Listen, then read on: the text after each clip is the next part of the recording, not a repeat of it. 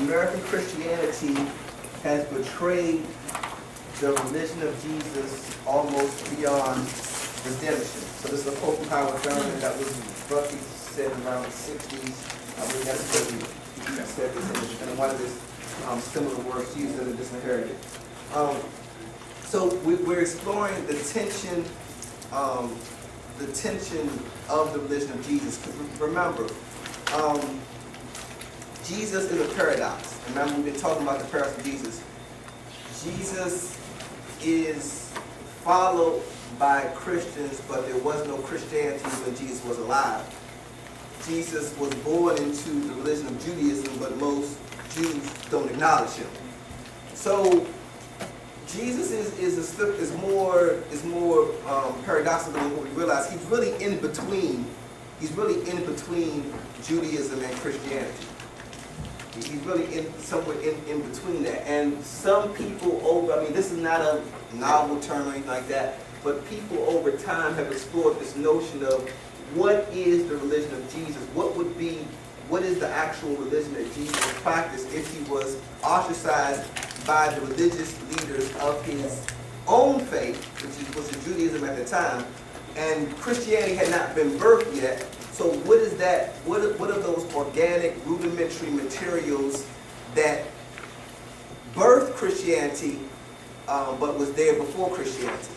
And what were those rudimentary things that Jesus took and from Judaism, which we can't sever our connection from Judaism. So what was it? So we see that Jesus is slippery. This is from Leon Wright. Christianity must find within itself the willingness, the wisdom to go back to Jesus. We need urgently such a return in order to appreciate and to absorb the truly universal, cosmically powerful implications of Jesus of Nazareth. And that's what it really comes down to, because we want to find out and be clear about what the religion of Jesus is, because people have said over time that is really where the power is. That is what really makes the church, the followers of Jesus. That is where the nucleus is. And if we're not crystal clear about what that is, we get watered down. It gets saturated. And unfortunately, now this is more the unfortunate part. Most people practice a religion about Jesus, not the religion of Jesus. And hopefully for those who have been here from the beginning, you understand that. So a religion about Jesus is, I talk about Jesus, I mention what Jesus does, I try to emulate what Jesus has done or was in the scriptures, but I'm not really in tune with the rhythm, the life force which animated Jesus' life. So it's a religion about Jesus, but it's not the religion of Jesus. And we have to understand that that's a very, very significant distinction, because if we understand the notion of the religion about Jesus, we can understand why people who say they're Christians all their life but don't look anything like what Jesus would want to do, are nasty or mean or judgmental or whatever, because they're practicing a religion about Jesus. So we understand that fundamental distinction. Okay, good. So from the perspective of the religion, of religion, Jesus is a paradox. Jesus is claimed by Christians, but there was no Christianity in Jesus' lifetime. He was born a Jew, but most forms of Judaism do not follow him.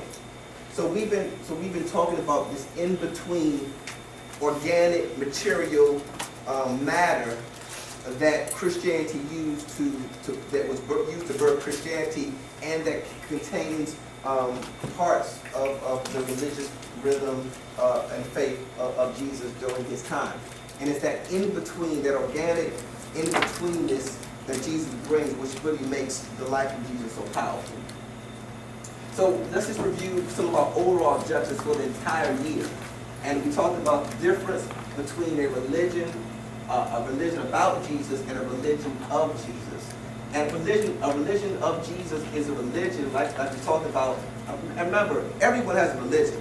Remember, religion just means a way of life. So everyone has religion. Some people say they're not religious.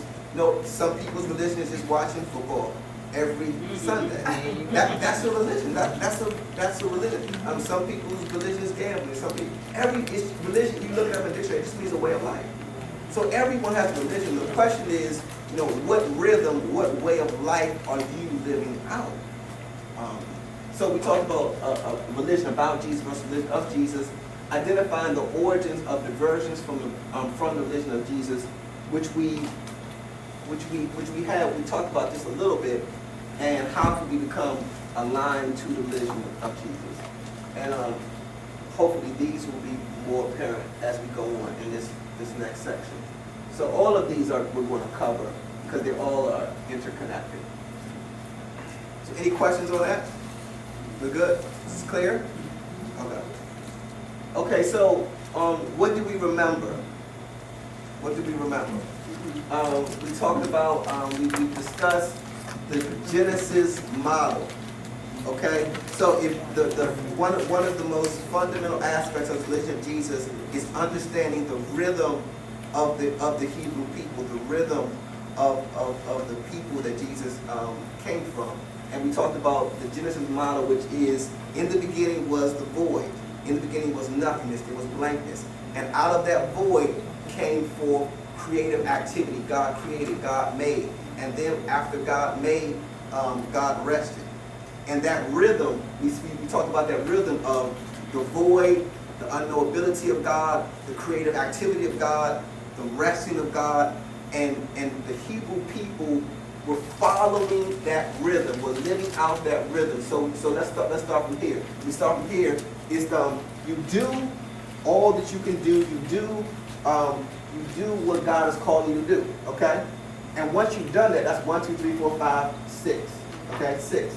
So after you do that, you rest. You practice stillness, you practice silence, you practice Sabbath, resting in God. And the Sabbath, the silence, the stillness takes you back to the void, which is the unknowability of God. It's like the womb, okay? And from the womb, you therefore go out and you act and you talk and you speak because you've been rebirthed by God. So it's literally like, you can see where the whole notion of being born again comes from in Christianity, because we should always be going through the stillness, the death, and the rebirth. It should be a normal cycle. It should be a normal rhythm. And we see this at the verb again. There's nothingness. There's the mysterious unknowability of God. God creates, God acts, and then God rests and God stills. And this pattern is so seminal in the way Jesus lived his life, and he was imprinted on this from his tradition. So understanding that there's a mystery about God, understanding there's creative power about God, understanding there's a time to rest, a time to be still, and getting into that rhythm in our daily lives is absolutely crucial to understanding the importance of the religion of Jesus. Because we'll see very explicitly, you see that Jesus, he would go out, he would preach, he would teach, then he would retreat back to the wilderness. Stillness, silence. Then he would go out because he was returning back to this. And when people wanted to make him king, when people wanted to do things for him or do things against him, he would always go and find that isolation, that stillness, because what? He was returning back to the creative mystery, the unknowability of God. And only when we rest in the unknown God, the creative power of God, only when we rest in the womb of the Creator can we be creative ourselves. Everything else is just an imitation. And whenever we do it on our own, it's just imitation. But in order to really live a life-giving, a powerful life, we have to practice. We have to have a Sabbath. We have to have a stillness, silence that returns us back to this void, so that when we're ready to act and when we're ready to speak, we're really doing it in the force, in the rhythm which created the world of our Creator. So we talked about the model, the Genesis model. We're going to see how that flows out. We also talked about prophetic principles. So we looked at the Tanakh, which is the Jewish scriptures. We looked at the Quran, just some very brief verses. But I just wanted to highlight and show that regardless of what someone's religious beliefs are, it's pretty much universal that everyone accepts Jesus as a prophet. That's really not debatable, and it's in even other sacred books. So we looked at some, just one class, we talked about some examples of the Tanakh of what what a prophet was. Jesus' name was in it, but in the Quran, Jesus' name is actually in the Quran.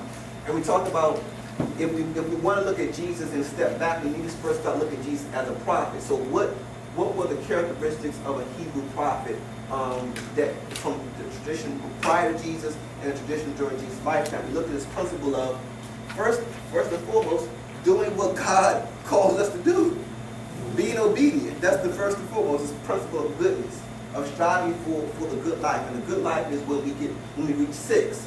Once we've done all we can, we reach 6. And then once we reach 6, we stop because we have to transition into 7, which is silent stillness. So doing all that we can, doing what God has commanded us to do. And then we talked about the second principle, the principle of emptiness. So a prophet was not someone who had certain things that they wanted to say about God. A prophet was someone who went through an emptying process so that the Spirit of God can move through them. This is very important. So we talked about Nabi, and the Hebrew word for prophet, but that who is emptied out. And once you're emptied out this way so that the Spirit of God can move through you. So emptiness leads to fullness. Emptiness leads to fullness. But the fullness is temporary because the fullness is moving through you, and eventually you're going to have to become empty again. So that cycle, remember, goodness, emptiness, fullness. Goodness, emptiness, fullness. And we see that the Hebrew prophets, you look at Isaiah, you look at Ezekiel, you look at Amos, they all had an emptying out process, and the emptying out process allowed them to be a conduit for the Spirit to move through them. So really, and we talked about why does God, there's a theology called liberation theology, and I think it's oftentimes misunderstood because in liberation theology they talk about God has a preferential treatment for the poor, and that's I think it's a little bit inaccurate. God has a preferential treatment for those who are empty, because those who are empty, it's easier for God's Spirit to move through. So I think that's a better way to put it than looking at poverty or anything like that. So the preferential treatment for emptiness, because empty vessels can therefore flow, Spirit can flow through them, and therefore they can be more transformative for those around them. So we have to find ways to empty out the clutter that we pick up throughout the week, the month, and years, so that we can be used for God. So these are prophetic principles: goodness, emptiness, fullness, that we talked about so far. Still with me? Yeah. Those who hear this for the first time, you still with me? Yeah. Okay, go. What's the question? Maybe I missed it, but what was the 6? You kept saying. Oh, the six is okay. Six is when you live in a perpetual mode of doing. So the void. This is 0. This is 1 through 6, and this is 7. The days of creation. So when I say stuck on 6 is, when 6 is you keep on doing things when it's time for you to be still. You keep on doing things when it's time for you to be silent. Does that make sense?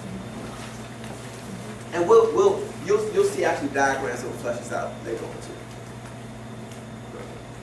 Any other questions? Okay.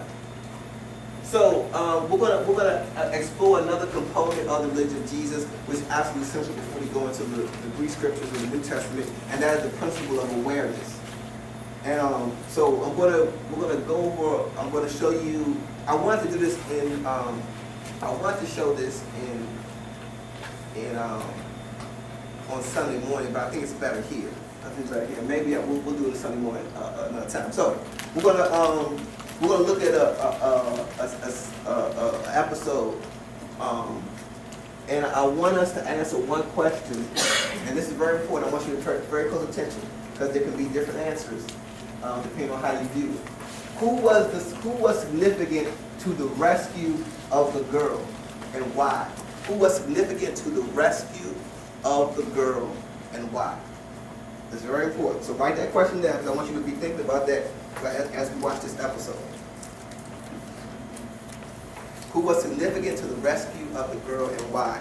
And that hopefully that's going to introduce us to this notion of awareness And then I want to look at three simple passages that are going to flush out what we mean when we talk about awareness. You got the question down? Got it? Okay, good.